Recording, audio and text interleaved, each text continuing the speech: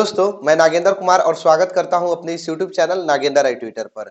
आज के इस वीडियो में हम लोग क्लास 10 के मैथ में त्रिभुज चैप्टर के ऑब्जेक्टिव क्वेश्चन को पढ़ने वाले हैं। तो चलिए वीडियो को स्टार्ट करते हैं। जैसा कि आप लोग पहला क्वेश्चन देख सकते हैं, जैसा कि पहला क्वेश्चन में है कि दो समरूप त्रिभुजों की भुजाएं 4:9 दिया है। दो समरूप त्रिभुज की भुजाओं का अनुपात कितना दिया है? 9।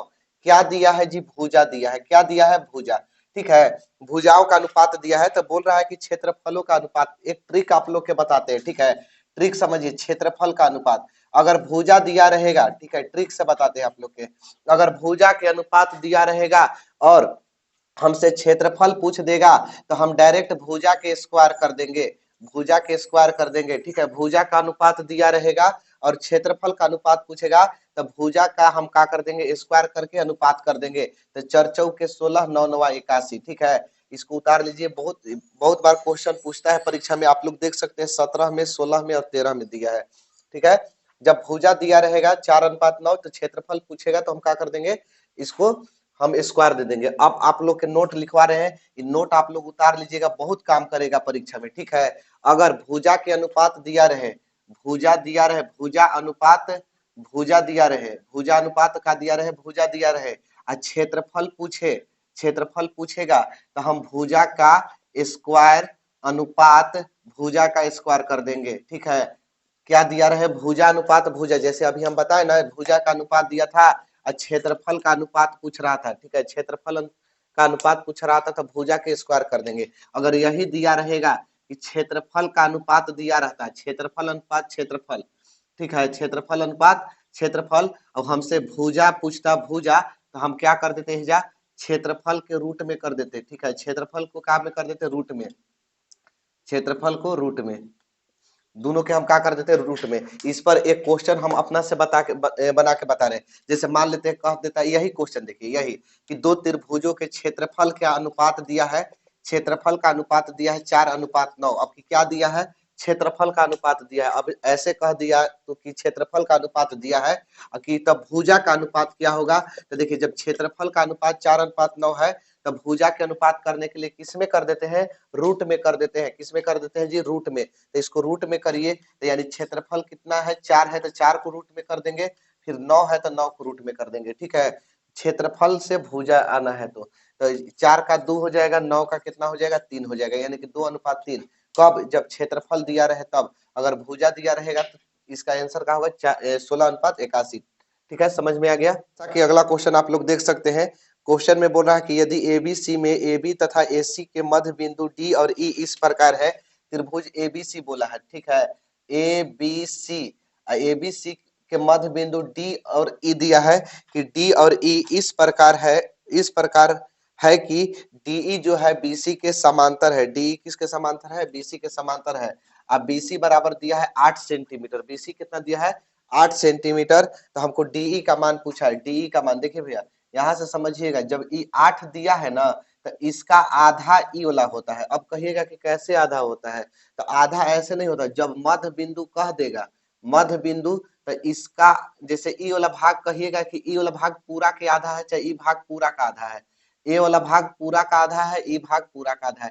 इसी प्रकार ई वाला भाग इसका आधा होगा, ठीक है। नहीं तो ऐसे होता है ए डी बटे डी बी बराबर ए ई बटे ई सी, तो थेल्स पर में होता है। और ऐसे भी हो सकता है डीई बटे बीसी, ठीक है। बाकी हमको क्या बताया कि ई वाला आधा होगा कौन? समूचे का। ई वाला आधा होगा समूचे का, ई आधा होगा पूरे समूचे का। तो 8 के आधा कितना होगा? 4 सेंटीमीटर। क्या होगा? 4 सेंटीमीटर। आंसर हो गया। देखिए अगला क्वेश्चन, जैसा कि देख सकते हैं, बोल रहा है कि यदि एल समांतर एम, यदि एल समांतर एम हो तब डी का मान क्या होगा? 2016 में क्वेश्चन पूछा गया है जी, ध्यान दीजिएगा इसको। यदि एल समांतर एम दिया है, देखिए चित्र हम यहाँ बनाते हैं, ठीक है। एक रेखा ऐसे तिरक, दो गो समांतर एल और एम है और दोनों समांतर रेखा है। दोनों क्या है? समांतर रेखा। तो कह रहा है डी का मान, इसमें यहाँ का कोण दिया है 3D प्लस में 50 डिग्री और यहाँ का कोण दे दिया है 2D प्लस में 20 डिग्री, ठीक है। यहाँ दिया 3D प्लस 50 डिग्री, यहाँ 2D प्लस 20 डिग्री। तो इसमें बोला है कि डी का मान क्या होगा? समझिएगा, ध्यान से समझिएगा। देखिए यहाँ का कोण और यहाँ के कोण दोनों बराबर होता है जी। ये दोनों क्या होता है? बराबर होता है। यहाँ और यहाँ के कोण दोनों का होता है? बराबर होता है। कब? जब दो गो समांतर रेखा को एक तिर्यक रेखा प्रतिच्छेद करता है तो यहाँ और यहाँ का कोण दोनों एकांतर कोण या अंतः एकांतर कोण कह सकते हैं। ठीक है, तो ये दोनों कोण अंतः एकांतर कोण से बराबर होगा। तो जब 3d प्लस 50 यहाँ है तो इसको यहाँ भी लिख सकते हैं कि नहीं लिख सकते हैं? तो यहाँ लिख सकते हैं 3d प्लस 50। ये कहाँ से लिखे? क्योंकि दोनों का होता है बराबर होता है। ठीक है, ये दोनों कोण का होता है बराबर होता है। समझ में आ गया? चलिए, तो जब यहाँ 3d प्लस 50 लिख दिए तो ये दोनों मिलके देखिए एगो चांद बन गया। एगो का बन गया? चांद। और चांद जहां भी बनता है तो 180 डिग्री का कोण बनता है। ठीक है, तो चांद जहां भी बन जाएगा और चांद, तो वहां कितना डिग्री का कोण बनेगा? 180 डिग्री का। तो ये दोनों मिला के क्या होगा? 180 डिग्री का कोण बनेगा। कौन कौन कोण? 3d प्लस 50 और 2d प्लस 20, दोनों मिला के कितना डिग्री का कोण मिले बनेगा? 180 डिग्री का। ठीक है, तो अब यहाँ से देखिए तीन गो दोनों मिलाकर मिलाकर मैंने जोड़ के, तो 3 गो डी या 2 गो डी, कै गो डी? 5 गो डी। अब प्लस 50 और 20 70, 50 20 70 बराबर 180। अब यहाँ देखिए 5d जस के तस इधर ही छोड़ देते हैं, और 70 प्लस में है ना, इसको मामा घर भेज दीजिए इस साइड बराबर के इधर। तो 180 या प्लस में है तो ये मामा घर गया तो ये कपड़वा चेंज कर लेगा, प्लस में था। ठीक है, ये प्लस में था, कपड़ा ऐसे पहनल ले था, अब ऐसा कपड़ा नया नया निकाल लिया, प्लस से हो गया माइनस में 70 डिग्री बराबर के इधर गया। ठीक है, ये मामा के घर है इधर। तो 5d, अब 180 में से 70 180 में से 70 घटेगा तो क्या बचेगा? 110। और डी निकालेंगे तो 110 10 गुणा में था ना, ये भी आ गया बट्टा में 5। तो 5 से कटाइए 22 बचे 110, यानी डी का मान निकल के आपका आया कितना? 22 डिग्री। ठीक है, समझ में आ गया होगा? डी का मान कितना हो गया? 22 डिग्री। अगला क्वेश्चन को देखते हैं। जैसा कि अगला क्वेश्चन देख सकते हैं, अगला क्वेश्चन में है कि दो समान कोणीय त्रिभुज में उनकी संगत भुजाओं का अनुपात सदैव समान रहता है, यह किसने कहा था?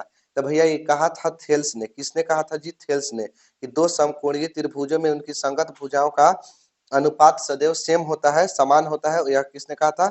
थेल्स ने कहा था। ठीक, आगे देखिए अगला क्वेश्चन में है कि सभी वर्ग होते हैं, तो सभी वर्ग समरूप होते हैं। सभी वर्ग क्या होते हैं? समरूप होते हैं। ठीक है, आगे देखिए अगला क्वेश्चन में है कि समद्विबाहु त्रिभुज का क्षेत्रफल यदि आधार बी और बराबर भुजा ए हो। देखिए इसका फॉर्मूला होता है समद्विबाहु त्रिभुज का क्षेत्रफल 1/4b under root 4a square minus B square. इसको याद रख लीजिए, चाहे लिख लीजिए आप लोग। ठीक है, अब कहिएगा कि आंसर तो है ही नहीं है, तो भैया आंसर घुमा फिरा कैसे दिया है कि B under root 4a square minus B square बटा में 4। तो हम का दूसरा चीज लिखे हैं कि एक यहाँ से देखिए तो एक है, तो एक में बी से गुणा करेंगे तो बी होगा, ये पूरा बटा 4 कर दिया है, तो क्या दिक्कत है? पूरा। अब फिर बी है तो बी लिख भी किए हैं। इसका ऑप्शन नंबर का दिया है डी।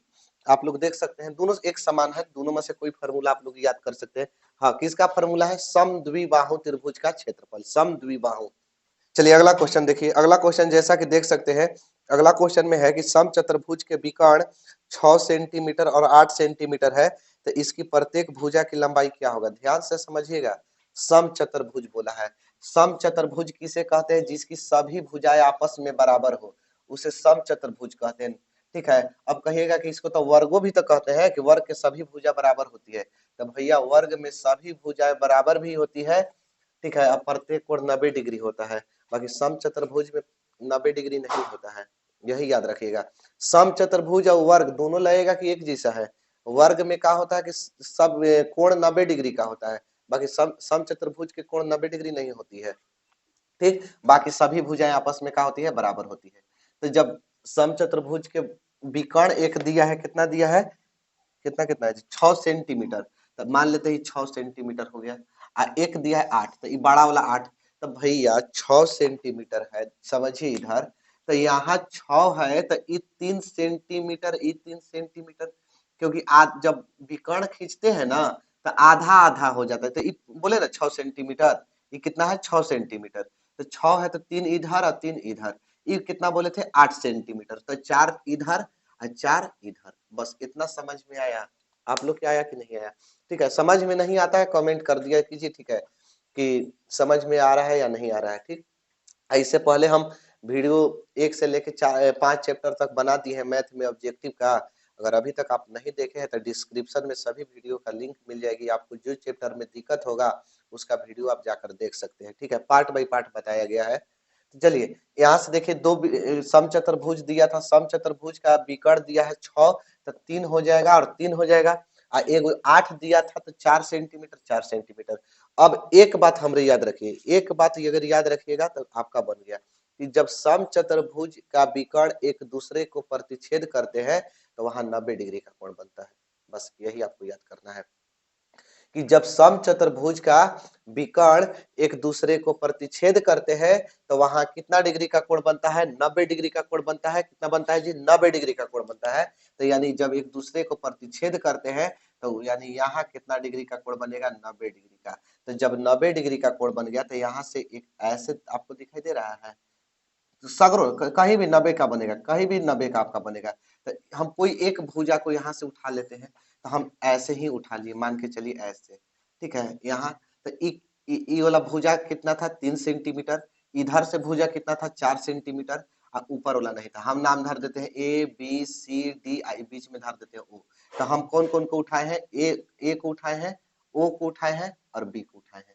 ठीक है, तो अब यहाँ जब 90 डिग्री का कोण बनने लगा तो किस त्रिभुज, जब 90 डिग्री का कोण बनता है तो वह कौन सा त्रिभुज हो जाता है? तो वह हो जाता है समकोण त्रिभुज। तो समकोण त्रिभुज हो जाता है, जहां 90 डिग्री का कोण बनने लगे समकोण त्रिभुज हो जाता है।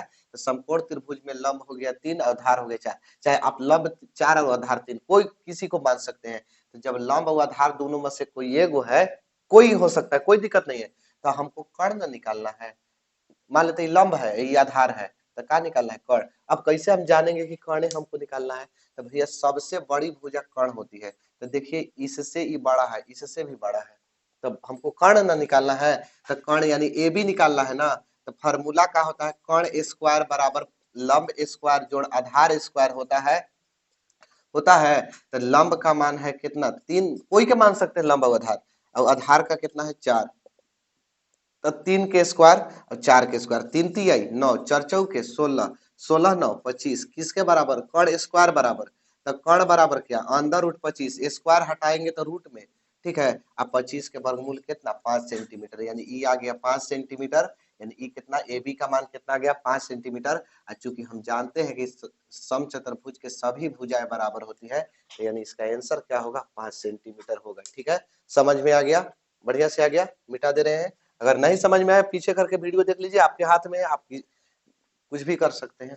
आगे देखिए अगला क्वेश्चन, देखिए अगला क्वेश्चन में है कि यदि त्रिभुज एबीसी में कोण बी बराबर 90 डिग्री, एसी बराबर 15 सेंटीमीटर और एबी बराबर 12 सेंटीमीटर, तो बीसी बराबर क्या होगा? देखिए एक त्रिभुज बना दिया गया है, बाकी कौन कोण 90 डिग्री है? इसमें कोण बी बराबर 90 डिग्री है। बी कितना दिया है? 90 डिग्री। और दिया है कि एसी बराबर 15 सेंटीमीटर। अब यहाँ ए मान लेते हैं, यहाँ सी मान लेते हैं। एसी कितना है? 15 सेंटीमीटर, ठीक है। और दिया है ए बी बराबर 12 सेंटीमीटर, ए बी बराबर 12 सेंटीमीटर। बीसी पूछा है, आधार पूछा है, तो आधार स्क्वायर के फार्मूला बैठाइए। आधार स्क्वायर बराबर कर्ण स्क्वायर माइनस लंब स्क्वायर, ठीक है। चाहे आप लोग ऐसे भी लिख सकते हैं कि बीसी स्क्वायर, बीसी आधार स्क्वायर, बीसी स्क्वायर बराबर AC square minus A B square, ऐसे भी लिख सकते हैं। तो यहाँ से एसी का मान कितना दिया है? 15, तो 15 के स्क्वायर माइनस ए बी का मान क्या है? 12, तो 12 के स्क्वायर, ठीक। 15 में 15 से गुणा करेंगे तो 225 होगा, और 12 का में 12 से गुणा करेंगे तो 144। 5 में से 4 गया था ये 1, और 12 में से 4 गया 8, आई बच गया 1, 1 में से 1 गया कुछ नहीं। यानी क्या हो गया? बीसी स्क्वायर बराबर, तो बीसी बराबर स्क्वायर जब हटाते हैं तो रूट में, तो 81 के वर्गमूल होगा 9 सेंटीमीटर। हो गया आंसर 9 सेंटीमीटर। समझ में आ गया? चलिए आगे देखिए अगला क्वेश्चन में है कि त्रिभुज एबीसी में ए बी बराबर 6 रूट 3 सेंटीमीटर, ए सी बराबर 12 सेंटीमीटर, बी सी बराबर 6 सेंटीमीटर, तो कोण बी क्या होगा? देखिएगा इसमें क्या दिया है? ए बी बराबर 6 रूट 3 सेंटीमीटर और ए सी बराबर दिया है 12 सेंटीमीटर और बी सी बराबर दिया है 6 सेंटीमीटर। तो कह रहा है कि कोण बी कितना होगा। पहले हम चेक करेंगे कि सबसे पहले ये समकोण त्रिभुज है कि नहीं। तो समकोण त्रिभुज चेक करने के लिए हम क्या लिखते हैं कि कर्ण स्क्वायर बराबर लंब स्क्वायर प्लस आधार स्क्वायर, यानी ए सी स्क्वायर बराबर A B square plus B C square.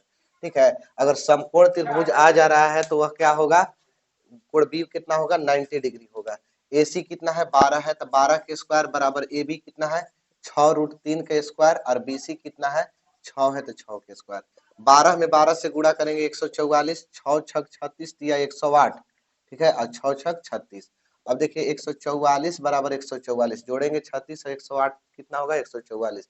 तो क्या दोनों बराबर आ जा रहा है, तो जब बरा यानी ए सी स्क्वायर और A B square plus B C square करने पर ए सी स्क्वायर के अगर बराबर आ जा रहा है तो क्या है, समकोण त्रिभुज है। क्या है जी, समकोण त्रिभुज है, समकोण त्रिभुज। तो जब समकोण त्रिभुज है तो कोण बी कितना होगा, इसमें 90 डिग्री होगा।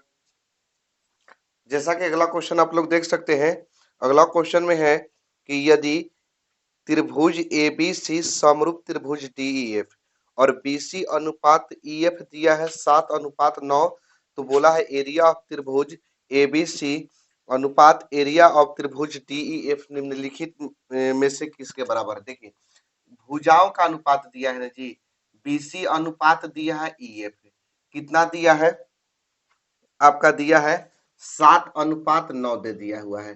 ध्यान से समझिएगा, बीसी अनुपात ईएफ बराबर कितना दिया है, 7:9। हम क्या बताए थे, जब भुजा का अनुपात दिया रहे और क्षेत्रफल का अनुपात पूछे तो हम भुजा का स्क्वायर कर देते हैं। देखिए सबसे पहला पहला क्वेश्चन हम आप लोग के बताए थे, ठीक है। अगर नहीं विश्वास है, अगर नहीं आप लोग के देख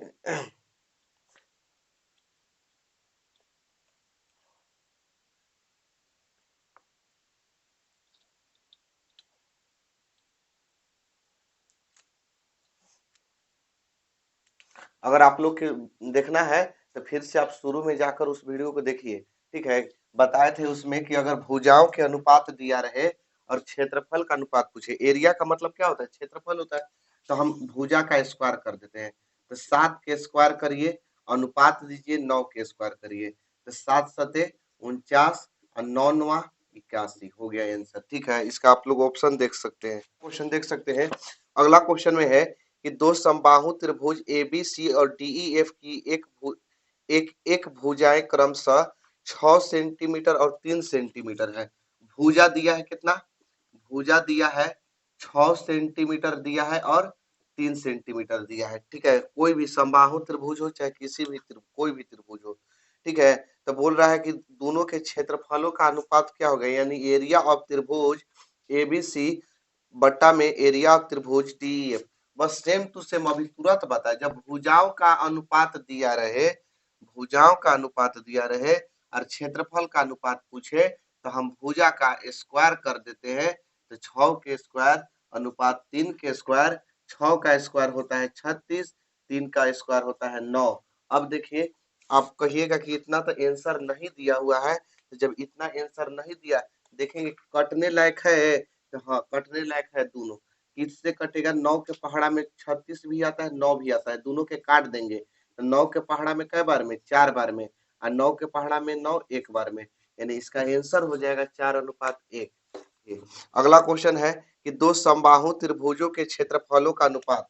देखिए क्षेत्रफलों का अनुपात दिया है 9:4, तो बोल रहा है कि उनकी भुजा का अनुपात। अब की क्षेत्रफल दे दिया है ना जी, जब क्षेत्रफल दिया रहे और भुजा का अनुपात पूछे तो हम इसको रूट में कर देते हैं, किस में कर देते हैं, रूट में कर देते हैं। एकदम डायरेक्ट शॉर्ट ट्रिक आप लोग को बता रहे, ठीक है। इसको काम में कर देते हैं, रूट में। कब, जब क्षेत्रफल के स्क्वायर दिया रहे, अब हमसे किसका अनुपात पूछे, भुजा का अनुपात पूछे, तो रूट में कर देते हैं। 9 का रूट 3 और 4 का रूट कितना होगा, 2। इसका आंसर हो जाएगा 3:2। अगला क्वेश्चन में है कि त्रिभुज ए बी सी में एक्स वाई क्रमशः ए बी और ए सी पर दो बिंदुएं हैं और एक्स वाई समांतर है बी सी, ए एक्स अनुपात एक्स बी 2:3, तो ए वाई इंटू वाई सी का मान क्या होगा, ठीक है। तो इसका भी 2:3 होना चाहिए। देखिए हम बता दे रहे हैं कैसे होगा। कह रहा था कि त्रिभुज ए बी सी, इसको पहले बनाइए, त्रिभुज का हम बना लिए A B C, A B C, ठीक है। इसमें बोला है क्या कि ए बी और ए सी पर दो बिंदुएं हैं, ठीक है। एक्स वाई समांतर बी सी है, यानी दो गो बिंदु है एक्स वाई, और एक्स वाई जो है उस समांतर किसका, बीसी का, एक्स वाई समांतर किसका है, बीसी का, ठीक है, एक्स वाई समांतर है बीसी का। तो अब दिया हुआ है उसके बाद कि ए एक्स अनुपात एक्स बी, ए एक्स अनुपात एक्स बी बराबर दिया हुआ है 2:3 यानी 2/3। अनुपात का मतलब बट्टा, तो बोला है ना कि ए वाई अनुपात वाई सी, ए वाई अनुपात वाई सी। तो देखिए भैया, थेल्स पर में कहता है कि जब ये वाला भुजा तीसरे मन किसी एक भुजा के समांतर हो तो इसका अनुपात बराबर होता है, यानी कहने का मतलब ए एक्स बटा एक्स बी अब बराबर होगा ए वाई बटा में वाई सी। तो देखिए ए एक्स बटा एक्स बी का मान क्या दिया, 2/3। तो ए वाई बटे वाई सी के भी मान क्या होगा, 2/3। कहाँ से, थेल्स प्रमेय से। कहाँ से, थेल्स प्रमेय से, ठीक है। तो इसका आंसर भी उतना ही होगा, 2:3 ही होगा। चलिए अगला क्वेश्चन देखिए, जैसा कि अगला क्वेश्चन देख सकते हैं, बोल रहा है कि त्रिभुज एबीसी में यदि AC स्क्वायर बराबर AB square plus BC square है तो कोण बी का माप क्या होगा। तब कोण बी क्या होगा, जब AC स्क्वायर बराबर AB square plus BC square रहता है तो वह त्रिभुज समकोण त्रिभुज होता है और एक कोण 90 डिग्री होगा, तो इसमें बी का कोण कितना होगा, 90 डिग्री। आगे देखिए अगला क्वेश्चन में है कि एक त्रिभुज एबीसी में यदि कोण ए बराबर 90 डिग्री और एडी लंब बीसी हो, बीडी बराबर 8 सेंटीमीटर और डीसी बराबर 2 सेंटीमीटर, तो एडी की लंबाई क्या होगा। तो देखिए एक त्रिभुज एबीसी बोला है, तो एक त्रिभुज हम एबीसी बना लिए, ठीक है, ध्यान से समझिएगा, ए बी सी।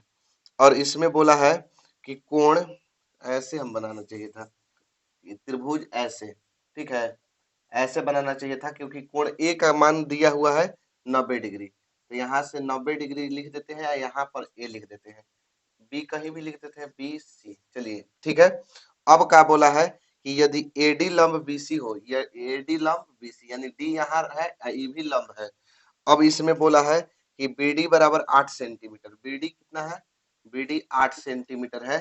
तो और डीसी दिया है 2 सेंटीमीटर, डीसी दिया है 2 सेंटीमीटर। तब बोला है ना कि एडी की लंबाई क्या होगा, तब एडी की लंबाई, एडी यहाँ से एडी की लंबाई क्या होगा। तो देखिए फॉर्मूला होता है, एक फॉर्मूला प्रमेय से सिद्ध होता है कि एडी स्क्वायर बराबर C D into B D, ठीक है, C D into B D. देखिए एडी स्क्वायर बराबर, ये फॉर्मूला है जी कि एडी स्क्वायर बराबर C D into B D. तो एडी स्क्वायर बराबर सी डी कितना है 2 और बी डी कितना है 8। तो एडी स्क्वायर बराबर 8 दूनी की कितना हो जाएगा 16। तो एडी बराबर स्क्वायर हटा देंगे तो काम है रूट में, तो रूट के अंदर 16, तो एडी बराबर 16 का वर्गमूल क्या होता है 4 होता है। आंसर हो गया, इसका आंसर होगा 4 सेंटीमीटर, ठीक है। चलिए आगे देखिए अगला क्वेश्चन, जैसा कि देख सकते हैं, बोल रहा है कि चक्रीय चतुर्भुज के चारों कोणों का योग क्या होता है। तो चक्रीय चतुर्भुज के चारों कोणों का योग 360 डिग्री होता है, 2020 में पूछा गया क्वेश्चन है, ठीक है। चक्रीय चतुर्भुज के चारों कोणों का योग कितना होता है 360 डिग्री, कितना होता है जी 360 डिग्री, ठीक। अब देखिए दो गो क्वेश्चन पूछता है, पहले पूछेगा कि चक्रीय चतुर्भुज के चारों कोणों का योग कितना होता है, तो क्या कहिएगा कि 360 डिग्री। अगर यही आएगा कि चक्रीय चतुर्भुज के आमने सामने का कोण कितना होता है, तो आमने सामने का कोण हो जाता है 180 डिग्री, ठीक है। दोनों का योग माने दोनों का योग, आमने सामने के कोणों का योग क्या होता है 180 डिग्री होता है। आगे देखिए अगला क्वेश्चन में है कि दो समरूप त्रिभुज के क्षेत्रफलों का अनुपात। देखिए क्षेत्रफल दे दिया है, क्षेत्रफलों का अनुपात दिया है 121, अनुपात दिया है कितना 144, ठीक है 144। अब बोला है ना इसमें कि तो इनकी भुजाओं का अनुपात। भैया हम कई बार बता रहे हैं कि अगर क्षेत्रफल दिया रहे और भुजा पूछे तो क्षेत्रफल को रूट में कर देंगे, अगर भुजा दिया रहे क्षेत्रफल पूछे तो हम क्या कर देंगे स्क्वायर कर देंगे, ठीक है। तो यहाँ से हम क्या कर देंगे रूट दे देंगे, तो यानी कि क्षेत्रफल दिया था भुजा निकालना था तो रूट में क्षेत्रफल को कर देंगे, यही क्या आ जाएगा भुजा, ठीक है। 121 का 11 अनुपात 144 का 12, यानी इसका भुजा क्या आएगा 11 अनुपात 12। अब कितना का विचार होगा, ठीक है, सोच रहे होंगे कि हम तो परीक्षा में भुला जाएंगे कि कब स्क्वायर करना है कब रूट करना है, ठीक है, तो कैसे हमको पता चलेगा कि कब स्क्वायर, ठीक है, हम रट लेंगे, मान लेते हैं दोनों कि अगर हम कहें कि अगर क्षेत्रफल दिया है, अब भुजा पूछा तो रूट में कर दीजिए, अगर भुजा दिया है और क्षेत्रफल पूछा ना तो स्क्वायर कर दीजिए। देखिए ट्रिक भी इहो याद करवाने के लिए ट्रिक बता देते हैं। अगर भुजा दिया रहे और हमसे क्या पूछे, क्षेत्रफल, क्षेत्रफल, ठीक है, क्षेत्रफल मतलब भुजा का अनुपात समझ लीजिएगा आप, ठीक है, तो भुजा का अनुपात दिया रहे क्षेत्रफल, भुजा कई अक्षर के है, 2 अक्षर के, और क्षेत्रफल कई अक्षर के है, 4 अक्षर के। तो जब भुजा 2 अक्षर के, देखिए 1 2 1 2 3 4, तब भुजा 2 अक्षर के है और क्षेत्रफल 4 अक्षर के, तो 2 में हम क्या करेंगे कि 4 आ जाएगा, तो कहिएगा कि स्क्वायर कर दीजिएगा, है कि नहीं जी। और स्क्वायर करिएगा तो हमको 4 आएगा ना, 4 अक्षर आ जाएगा ना, यानी कि जब भुजा दिया रहे, भुजा का अनुपात दिया रहे, भुजा का अनुपात मान लेते हैं 2:3 दे दिया, और क्षेत्रफल पूछे तो हम क्या करेंगे, 2 के स्क्वायर और 3 के स्क्वायर कर लेंगे। बताए ना नियम, 2 दूनी के 4 और 3 3 9, यानी कि हम क्या करेंगे कि 4 अक्षर हो जाएगा तो स्क्वायर करेंगे, तो इस पर क्या करेंगे, स्क्वायर। अब यही क्षेत्रफल दिया रहे, जैसे ये वाला क्वेश्चन दिया है, क्षेत्रफल दिया रहे और हमसे क्या पूछे, भुजा का अनुपात पूछे, क्षेत्रफल का अनुपात दिया रहे भुजा का, तो ये कई अक्षर के है, 4 अक्षर के, ये कई अक्षर के है, 2 अक्षर के, तो 4 में क्या करेंगे कि 2 आ जाएगा, तो रूट अंदर लगा देंगे, तो यानी हम क्या कर देंगे, रूट अंदर लगा देंगे। अब नहीं भुलाइएगा, ठीक है, आप भुला जाइएगा तो भूलिए जाइएगा। क्या हुआ है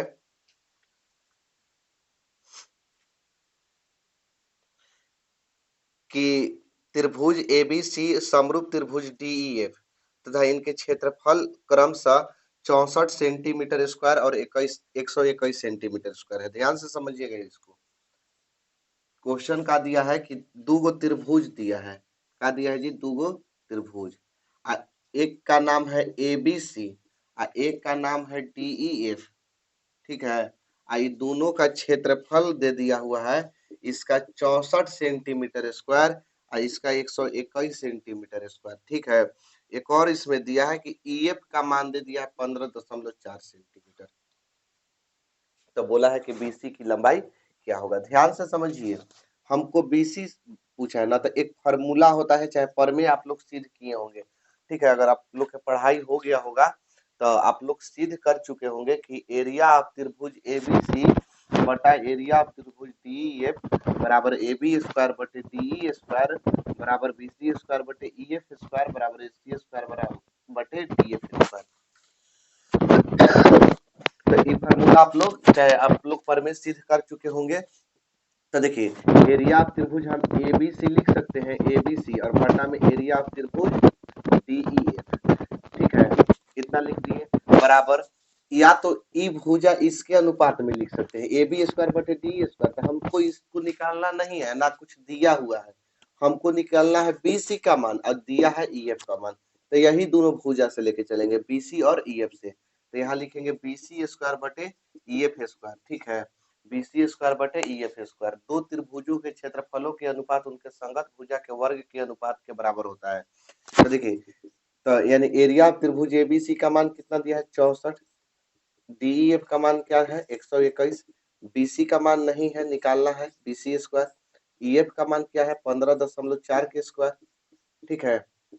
अब स्क्वायर हटा दिए तो इधर आया तो रूट में हो गया 64, इस पर से भी स्क्वायर हटा दिए, इधर आया तो रूट में हो गया 121, इधर बचेगा बीसी और बटा में इधर बचेगा 15.4, 64 का वर्गमूल 8, 121 का 11, ठीक है, 8 हटाई 64, अब बीसी बटा में 15.4, अब तिरछा तिरछी गुणा कर देंगे, 11 में बीसी से गुणा करेंगे तो 11 बीसी बराबर 15.4 में 8 से करेंगे तो 15.4 गुणा 8, एक एक लाइन और करिए, बीसी बराबर 15.4 गुणा 8, अब बट्टा में यहाँ 11 से गुणा किए थे ना, अब इधर आएगा तो काम में हो जाएगा, भागा में हो जाएगा, 11 से कटाइए, 11 एकम 11 बचे 4, 15 था तो 11 घटेगा तो 4, 11 चौक 44, अब बीसी बराबर 14 अठे 112, 14 अठे बोलो 13 से 112, यानी 11.2 सेंटीमीटर होगा आंसर, ठीक है। बस आज के लिए इतना ही,